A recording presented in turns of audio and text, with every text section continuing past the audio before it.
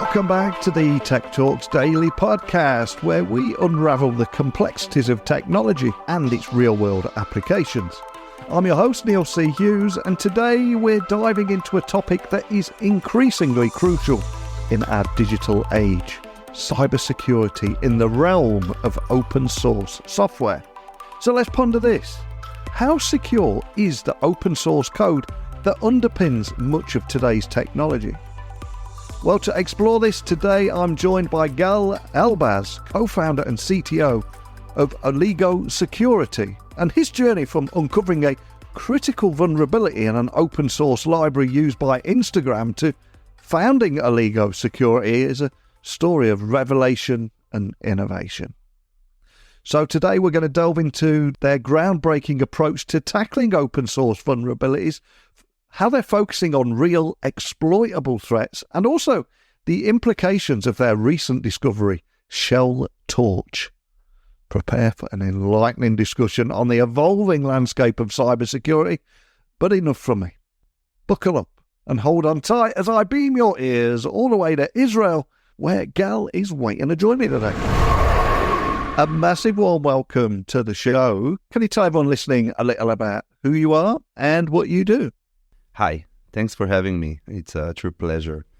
I'm the co-founder and CTO of Oligo Security, an Israeli, so I know you're not going to be shocked or surprised by the fact that I grew up in the IDF technological units. It seems like anyone from Israel is from there, but I think our story is a bit different because us, the three founders, we actually know each other since we ever remember ourselves, and actually even before. Our parents studied medicine school 35 years ago and were roommates and friends, and we literally physically grew up together, and in the end got a chance to be together in the army, which is very different than the usual story of like IDF entrepreneurs. So we got a chance to actually live our dream, and the things that we were talking about when we were young finally are happening, and this is like a true like a dream that's come true. And of course, they're like much better than me in everything, and they did a long career in the army, and I actually started working at Checkpoint, and I was there for nearly 8 years, and it was a true amazing experience and a family that I grew up for. And in one of the projects that I did in Checkpoint, I actually found this idea, this spark that led us to do what we're doing today and actually build and envision the Oligo solution. And what you alluded to there was discovering a significant vulnerability in an open source library. That moment really would lead to you founding the company and everything that you're doing now. So I'm curious, if you were to look back at that pivotal moment, how did that experience shape your perspective and indeed the need for a new approach?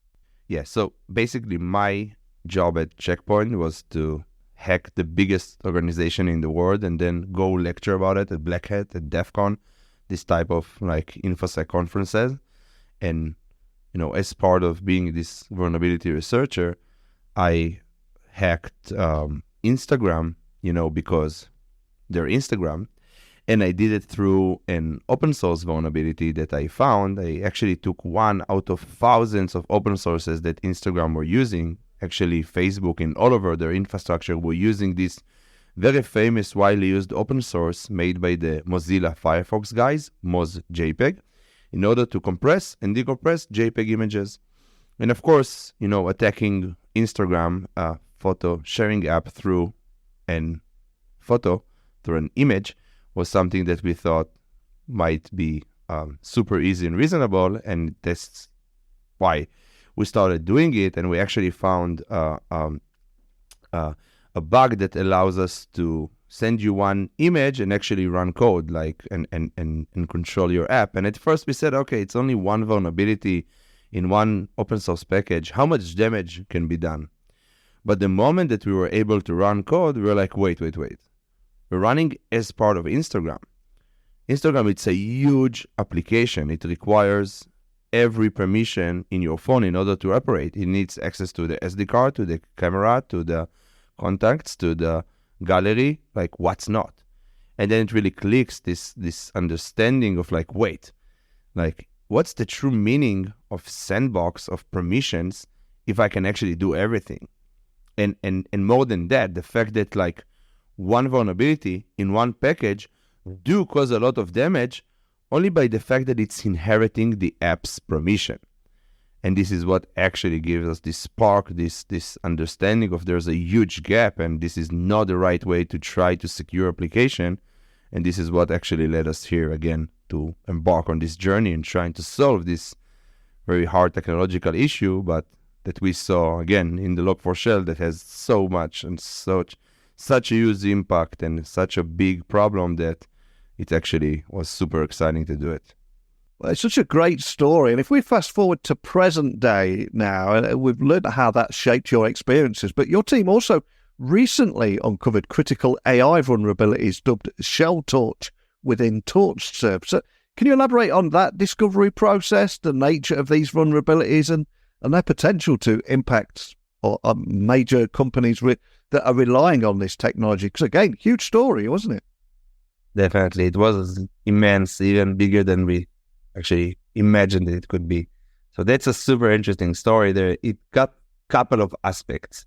First of all, we initiated this concept that we actually gave a talk about it at the DEF CON when we were able to prove that only by misusing an open source library, you're actually prone to a very vicious RCE deserialization attack, which basically means I can control and run code and take over your app. And the beauty of that is that not the fact that we could actually impact Apache Cassandra, one of the most famous open source databases on the world, or Confluence Server that was also impacted and is, I think, one of the top 25 most attacked servers by NSA in the last year. And in the end, of course, the cherry on the top was the fact that we were actually being able to hit PyTorch TorchServe, the PyTorch model server itself, and actually demonstrate that we can do all of that. And the real beauty is that not only the fact that we could hack so many famous projects around the world, and this is just like, 3 big examples, but only few out of the hundreds and thousands that we identified that were like misusing this library. But the real story underneath all of that was for us to actually show and prove that like today application security is quite broken when we only rely on scanners that are searching for CVE, this identifier for vulnerability. But there are many cases where there isn't a CVE because there is a dispute between the maintainer and, let's say, the security researcher, or the maintainer that it will mark it as a not fix, or it's trying to fix it, they can, and there's like more and more reason it's by design, or this is like throwing responsibility on the developers to follow best practices. And there's a lot of reasons that will lead to a real vulnerability, but that doesn't have a CVE assigned. And that's why if you would go and you would scan it with other tools, you would not see a CVE, and hence you are just completely blind to this risk. But if you're blind to the risk, does it mean it actually doesn't exist? So this is what we wanted to show, to convey the fact that guys were like only relying on CVEs, this identifier that someone need to tell us, but this is just the beginning of those like real problems, because like first, we cannot deal with all of the CVEs. We will never be able. The amount of vulnerabilities plus the amount of code that we use and open source software will just keep on rising and growing exponentially. And we see that this endless chase after CVEs will never end. And on the other hand, there's a lot of other risks, unknown risks, that are not marked as a CVE.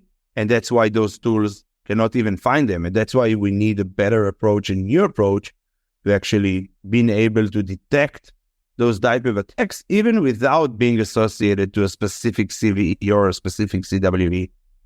But the fact that we actually hit PyTorch was for us another moment for itself, because, hey guys, we're in the middle of the most exciting era in history when we're talking about AI and this explosion of ChatGPT and LLM and like those buzzwords that I think even my mother now can explain and demonstrate and actually use.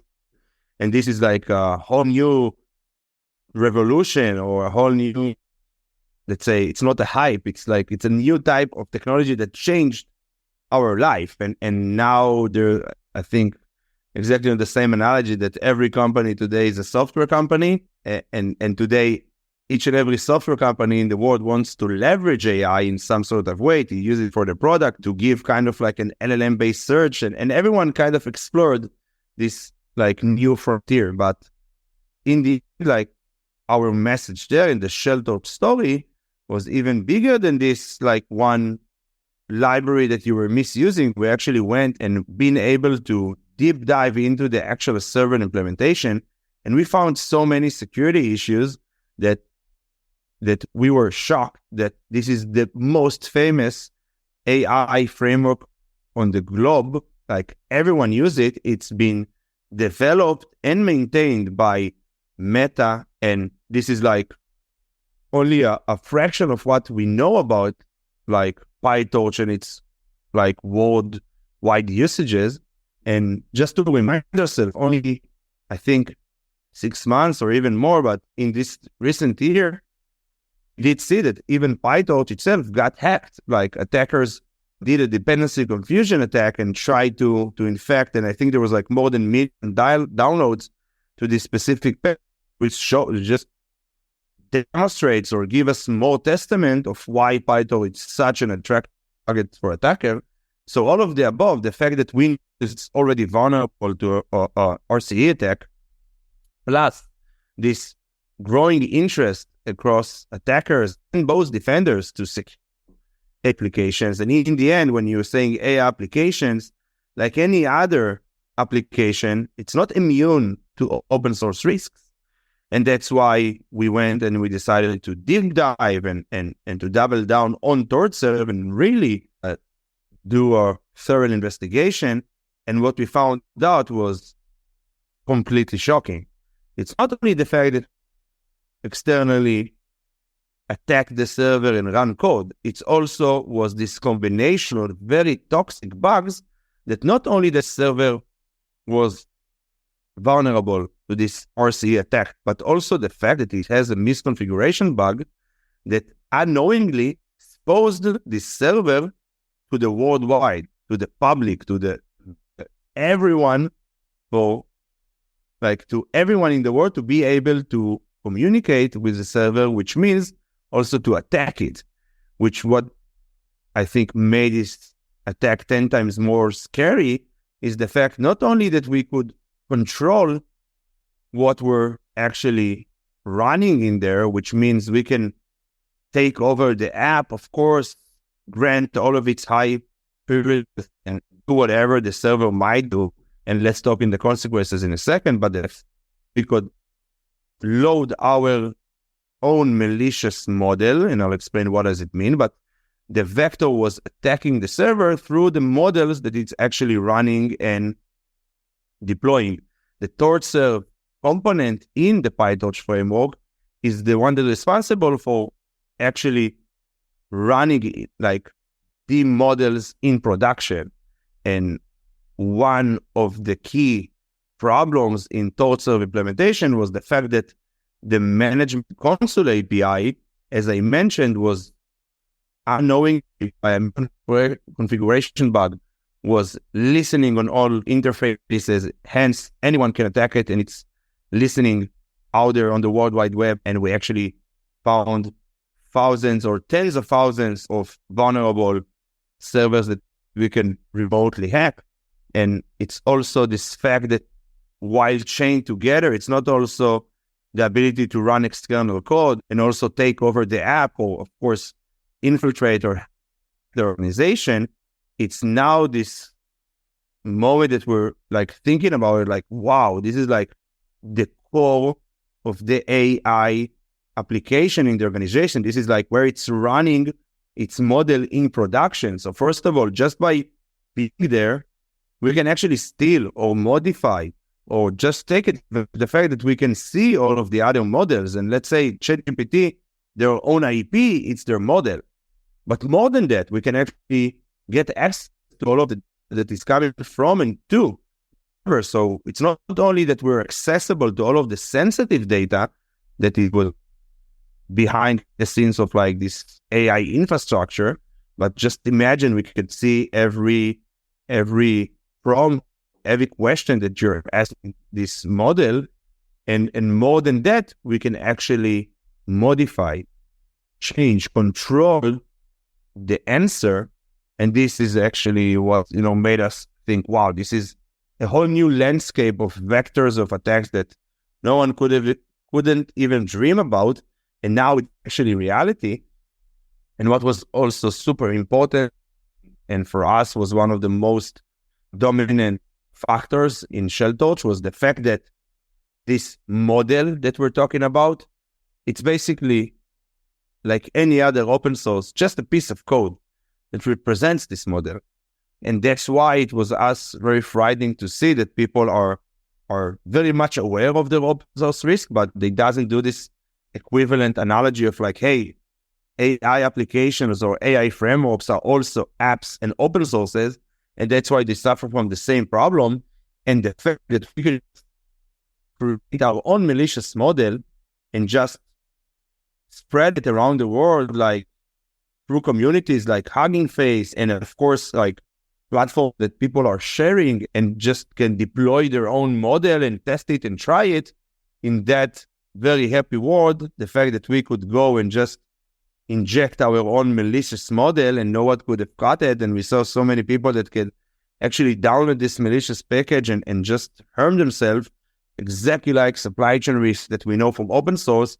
And the fact that now it's actually taken into effect into this AI world, and this combination between open source risk and the risk coming with AI and leveraging AI, it's what made this, I think, everything super interesting and important. And we did see the responsible disclosure process that Amazon and closely with us and worked hard and closing the bugs and did a great job of like communicating back to their customers. Amazon even issued a global warning as well, but global warning about specific vulnerabilities and how to mitigate. And we actually wrote even a tool that you can identify for yourself.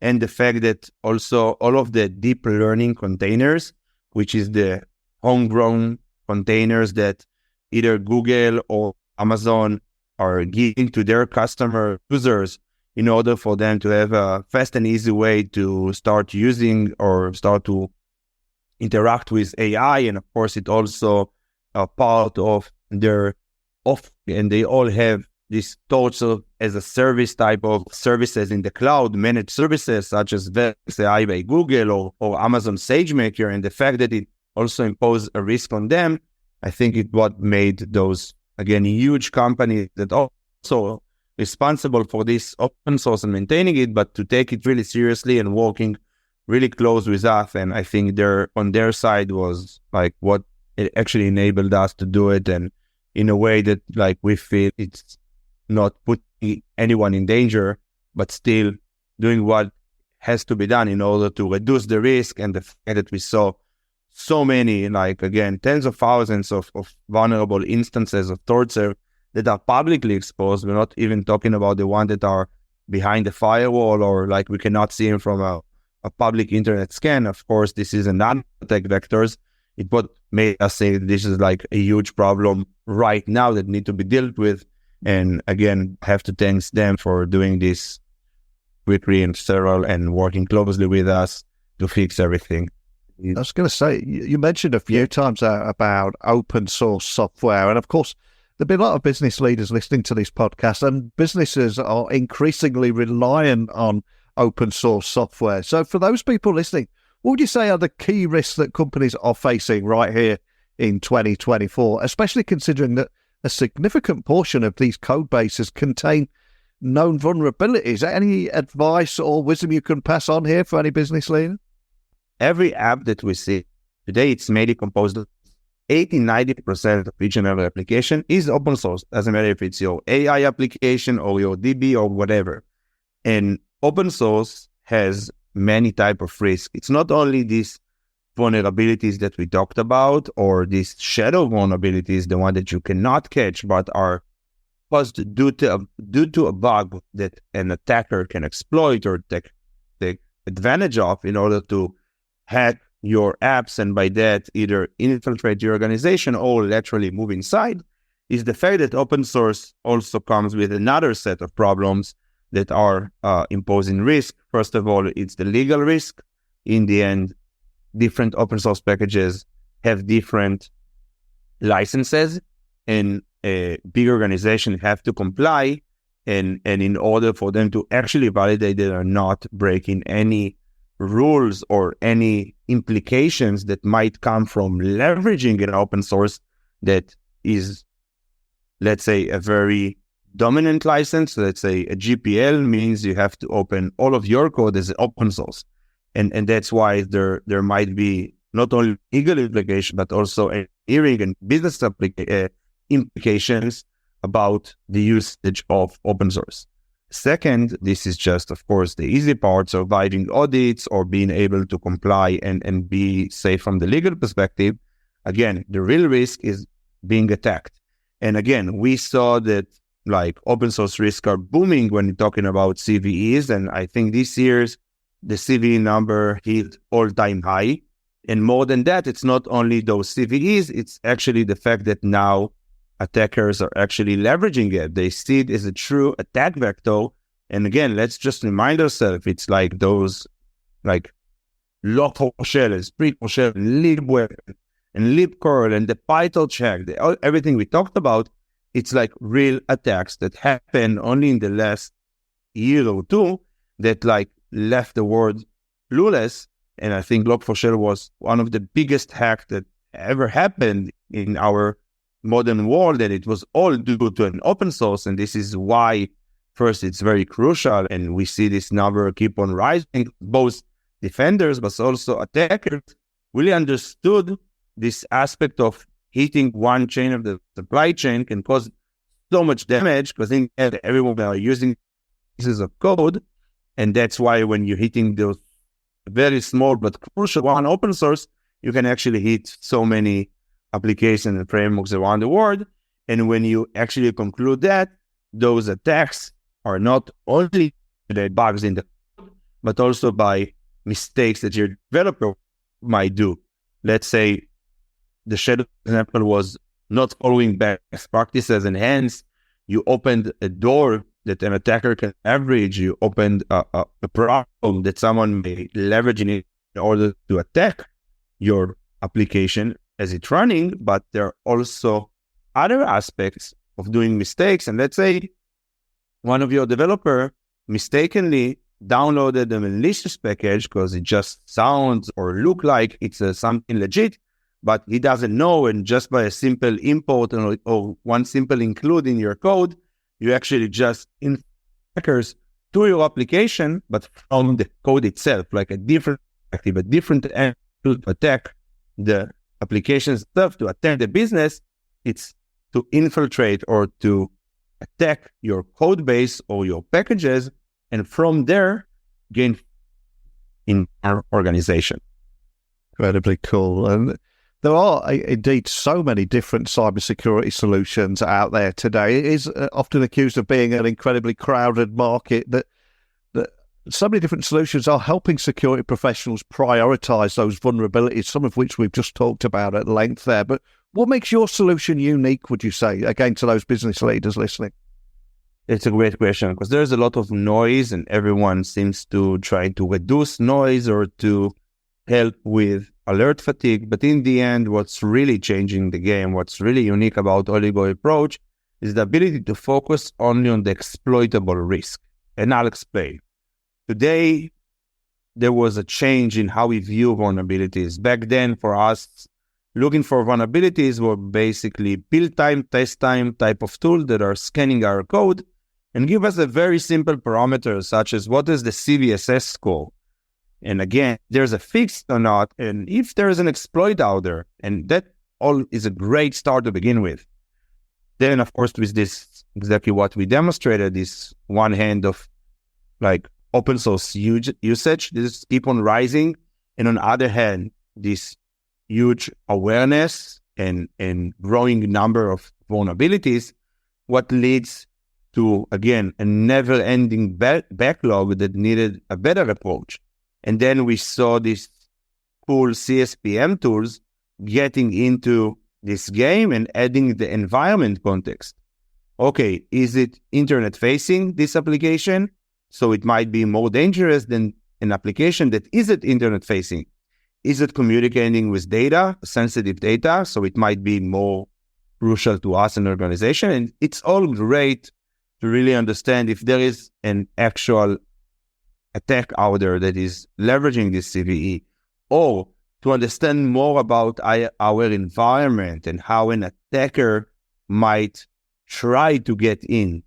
But this is all just great parameters that help. It doesn't really solve the real issue, which is the missing application context. And this is where Oligo really changing the game, when we're not only going to show you which libraries are statically being there and hence are theoretically a risk, but we actually deep dive inside your application and we show you for each and every library whether it's actually just in the machine but never been used. Is it actually loaded to memory, or is it actually running? And if it's running, what are the functions that are actually running? And by that, we really help to solve one of the big problems, identifying for each and every vulnerability, is it actually exploitable or not?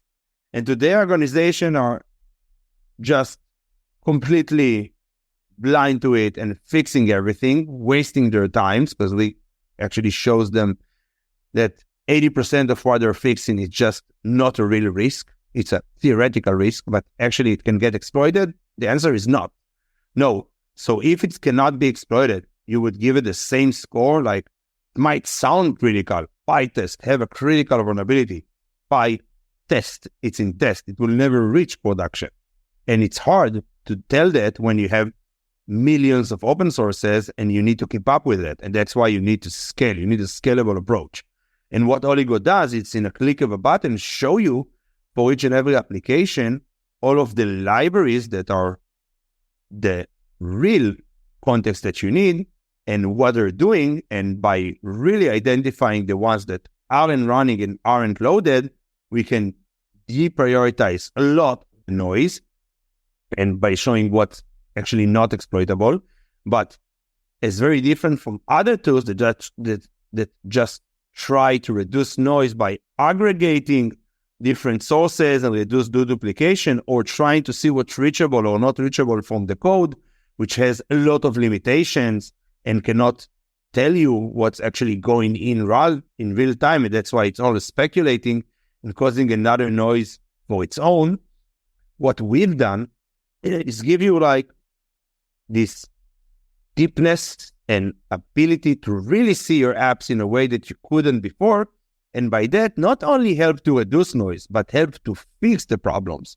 Because we're not only deprioritizing, but we're actually reprioritizing the libraries that are running, and we can show you whether they're actually running the vulnerable function or not. And in that way, help either the AppSec teams that are trying to open real tickets on actual stuff that you need to deal with, or with the engineering side that actually are the one that are responsible for fixing it, and they are now using Oligo themselves, because now they can actually see when there is something that is running, they can actually do this really fast investigation or analysis in, I think, in seconds, get the answer that they had to do, let's say, before Oligo, in a long manual process way that will never scale and will never really tackle this vast amount of growing backlogs that just keep on growing and growing. And if we were to zoom out for a moment and look at all the different solutions out there, I think there's many current security solutions that often flag theoretical threats, creating backlogs, etc., like you mentioned. And there's also some of those more legacy solutions, those older solutions that typically focus on preventing generic attacks and documented vulnerabilities. Can you expand on your strategy, how you're looking at this a little bit differently by focusing on the library's behavior and permissions and how that redefines the game, especially in the context of zero trust and least privileged access principles? Because it seems like a very different approach to a lot of those older solutions.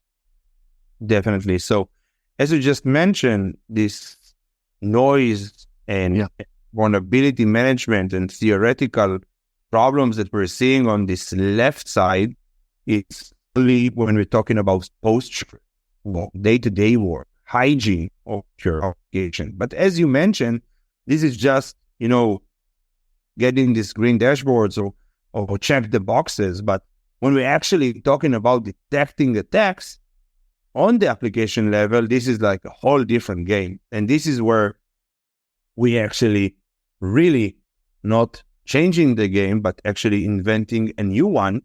Because up until now, of course, there's so many runtime tools. Let's say there were EDRs and CWP and WAF, Rust, actually Rust. Like we can talk about it if actually someone is using Rust, because it's actually considered as a market that never scaled. And we talked about why and why did it happen. But we had so many runtime tools and still Log4Shell happened. And this is exactly going back to the Instagram story of, we have so many runtime tools, but no one is actually aware to the application context, to what's going inside. And no one have this level of granularity to actually tell you when Log4Shell happened, hey, this is your Log4j library, which is a logging library, and it's communicating outside, and this is an abnormal behavior. This is indicating an attack. And this level of granularity doesn't exist today in the market. And all of the other tools, when they looked at all of the application as just as a whole, as one piece, they couldn't actually tell or identify whether it's the Log4j library that it's doing something malicious, or is it the whole container, whole application that if at least one of the libraries should get access to the network, again, everyone grants the network access, and that's why the application should communicate with the network, and we don't have the level of granularity to actually tell that or know if there's something bad that is happening. So beside being very high level and not being aware to this application level, it's one of the problems. But second, it's not only this, it's also the fact that the other solution that try to solve it never scaled. Let's take Rust as an example. It was a great idea, great concept of, hey, let's now play on the application level. But while it was trying to use more technologies and inject your own code to customers' application, it caused a lot of stability and overhead. And this is something when you're talking about security versus business needs and business enablement, and when you're coming to help someone, but you're actually causing much more damage, it's what actually made this whole concept fail. So this Rust idea was great of, hey, finally, it's in the real level of the application itself to actually be aware to a type of attacks other tools can't, and WAFs are on the network level or EDRs are on the host level, but are completely blind to the application context. What we did is actually changing the whole game, because we not only invented the first ever non-intrusive solution to monitor applications, but not only for that, we built it for production scale. But the real magic is the unique ability to monitor the libraries, to look at application from a different angle, from a different perspective, and not try to monitor the application as a whole, but actually divide it into the libraries that compose this application and to monitor them.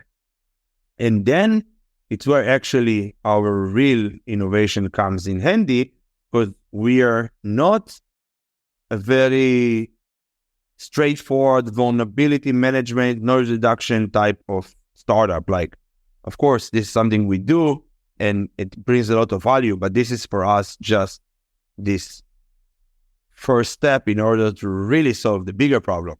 Because while we come and we help organization to prioritize, their vulnerabilities, their open source risk, they actually help us to help them.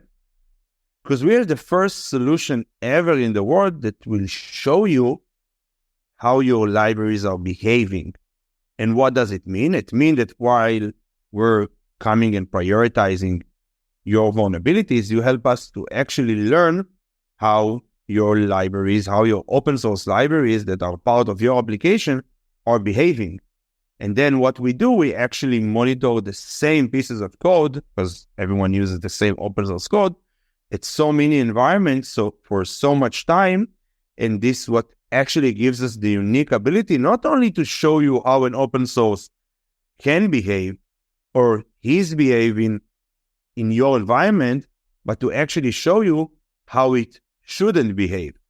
Was why? Because now we have the ability and we have the data and the network effect to actually tell you from a data perspective, this is how we know that this piece of code is being leveraged around the world.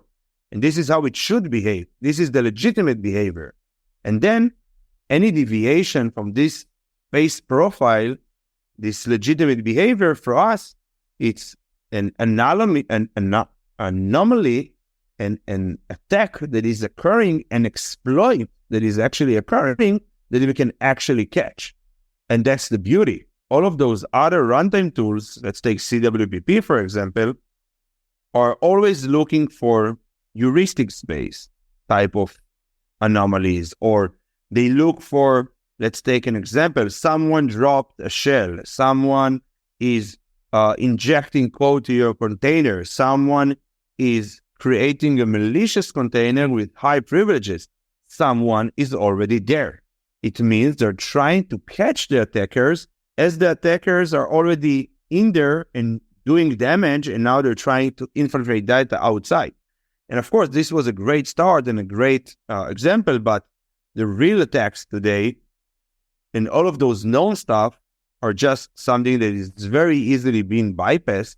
And what we're doing is really, again, reinventing a new game, because we're not going to catch a post-exploitation technique. We're going to catch the exploit as it's happening. We can tell you when your log4j is actually starting to communicate with the network, which actually indicates now it's actually being attacked, being exploited, and we can catch the attacker even before he tries to do or get into your application and do all of the malicious stuff that he wanted to do. And here we are right at the beginning of 2024. There's a lot of noise also about what trends are going to dominate this year and beyond. So if I was to ask you to look forward, what do you see as the most significant challenges and equally opportunities in securing open source software? And how are you preparing to meet some of these challenges? Because I think there's a lot of people hitting the ground running this week, wanting to change things, wanting to mix things up. I'm just curious what you're seeing on the horizon here. It's a great question. I think, and again, this is my sole opinion, but I see this open source kind of like risk and products and all like what you get by is this application security and supply chain security and ability to detect attacks. Again, people are looking for these holistic approaches and platform type of plays. They don't want to buy a specific tool for build time, test time that will help them, but then they need to buy another runtime tool to actually validate it and being able to really shift left in a scale that is in a scalable way.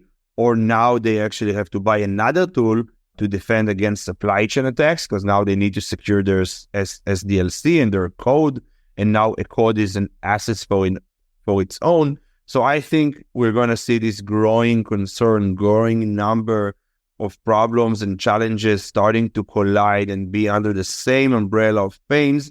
And hence, we're going to see, again, only based on my opinion, much more of a platform plays or looking for a type of like fusion between different approaches to actually try to tackle the bigger problem, which is let your developer really run software and code and not be without these restraints and this burden of doing security or no security.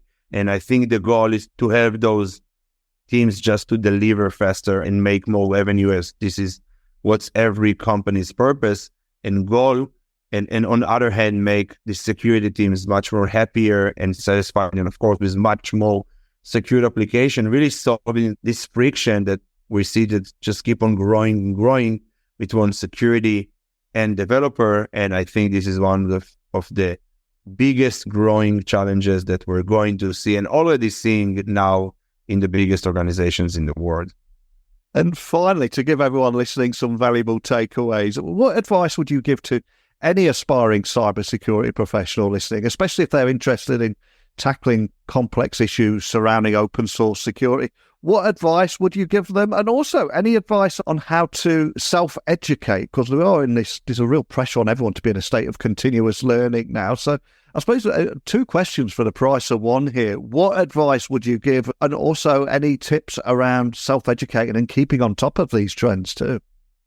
Yeah, that's a great question. So first of all, I will say for myself, I always think from a growth mindset perspective, which means I always strive to learn more and know more. And even though I have a lot of knowledge and a lot of expertise, I will always be open-minded and try to break this conception and to follow my instinct and don't just go with the flow, because we've seen how the world has changed in the last 5 years and 10 years, and how technology and let's take AI, for example, is just booming in a scale and velocity that we could never even imagine.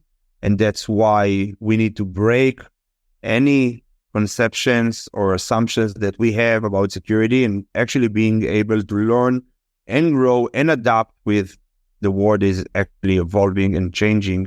And of course, open source is part of it. But again, the move to the cloud, this leveraging of new technologies and AI, it's everywhere. It's in our daily life. It will impact us and influence everything that we do.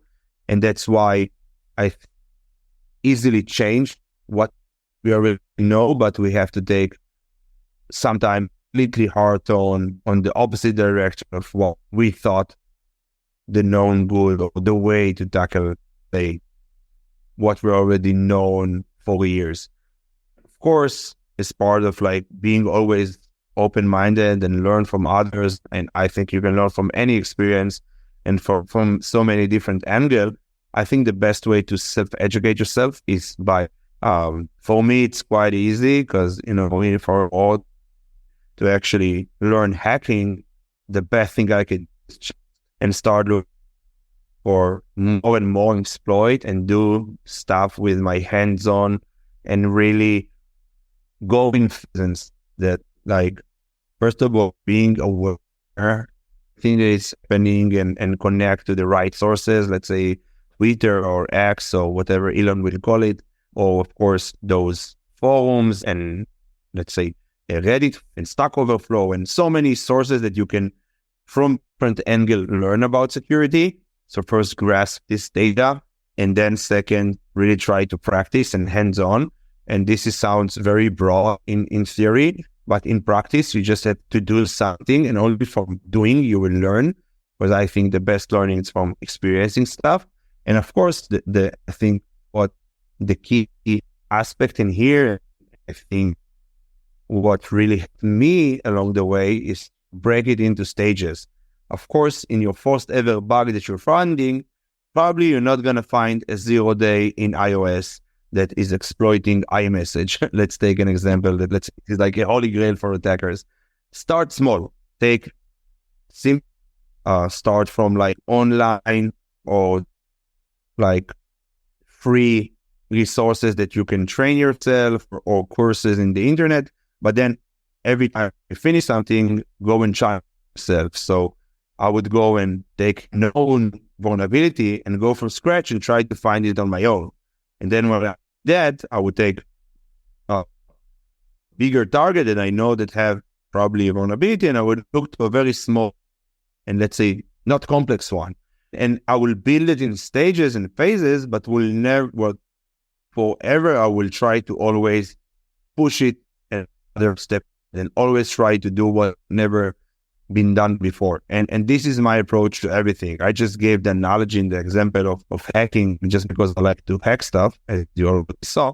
But this is just one example of the learning curve of getting the data, trying to set the right map, and then in a way that actually helps you to learn, start to do it in phases, and don't try to do go all the way to the end and find shortcuts, because you need, from learning along the way, you will have in one day being able to solve the hardest problem that you couldn't even imagine at the beginning, that it's in that can happen. Well, I've loved chatting with you today. It'd be great to stay in touch with you and see how things evolve this year. But before I let you go, for anyone listening just wanting to find out more information about Oligo Security or any of the topics we discussed today, where would you like to point everyone listening if they've got any additional questions or just want to find out more information? So, of course, we have our website. Anyone can, of course, leave his information and, of course, schedule a demo or just contact us and ask any question or just see everything there. And, of course, it is oligos.io, and you can find a lot of this amazing podcast, but webinars and podcasts and resources along the website itself, and you can actually learn more and experience more. And I think the best way is just hit me up over X and LinkedIn and whatever through the website, and I would love to chat and explain and just demonstrate and show what Oligo is. And thank you very much, Neil. No problem at all. Thank you for joining me. I'll make sure the link to the Oligo website is on the show notes so people can find you nice and easy. And we discovered so much today, from that discovery process, the significant impacts that the vulnerabilities of that ShellTorch vulnerability highlighted, to the fantastic story, that pivotal moment that put you on this path. Absolutely gold for me. So a big thank you for coming on, sharing all that and your terrific story. Thanks again. And that wraps up another episode of the Tech Talks Daily Podcast. A huge thank you to Gal for joining me today, shedding light on the vital field of open source security.